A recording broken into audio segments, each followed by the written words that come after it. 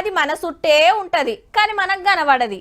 ఉప్పుల పప్పుల మాల్ మసాలాల పాలల్లా నీళ్ళల్లా తినేవాట్ల తాగేవాట్ల ఇట్లా అన్నిట్లుంటది. దాంతో పానాలకే డేంజర్. ఆయన ఎవ్వరు పట్టించుకోరు.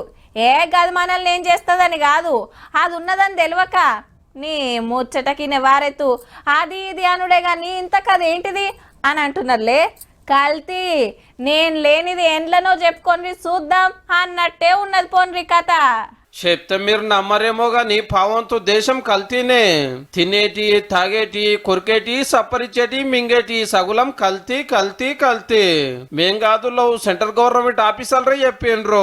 టెస్ట్ చేస్తానికి 100 శాంపిల్స్ పట్టకపోతే అందులో 22 కల్తీ అని తేలిందంటే చూడండిగా. అంతేకాదు ఏ రాష్ట్రంలో ఎట్లున్నదని ర్యాంకులు ఇస్తే ఉత్తరప్రదేశ్ ఫస్ట్ ర్యాంకు కొట్టేసింది. 158 శాంపిల్స్ కల్తీ అని తేలి. జార్ఖండ్ 49, హర్యానాలో 27, రాజస్థాన్ లో 26% కల్తీ. ఇంతకు మన సంగతి ఏంది అంటారా? దక్షిణ భారతంలో 2వ ర్యాంకు తెలంగాణదే. 100 శాంపుల్స్ చెకింగ్ చేస్తే 14 కల్తీ అని రిపోర్ట్ వచ్చిందట.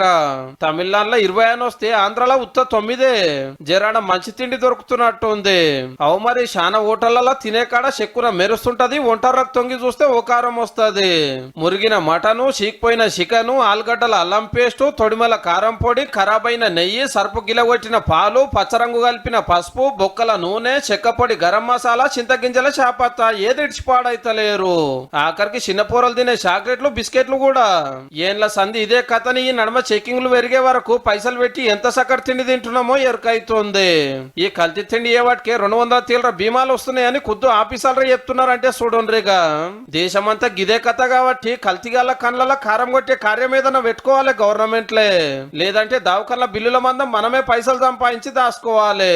అంతకంటే ఏం చేసేటట్టు లేదు మరి.